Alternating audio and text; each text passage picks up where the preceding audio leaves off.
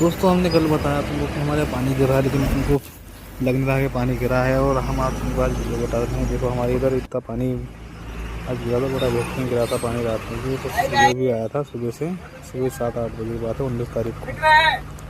पूरे कालू भी आ चुका है हमारे पास। हम वीडियो बनाए थे इधर पानी का, तो अभी हाय भाई तुम्हारे चाचा करा था। देखो वो देखो इधर पानी का भी कीचड़ है पूरा हमारे इधर। देखो पानी बहुत ज़्यादा तेज़ गिरा है हमारे इधर, और नुकसान भी आज बहुत ज़्यादा हो चुका है इधर।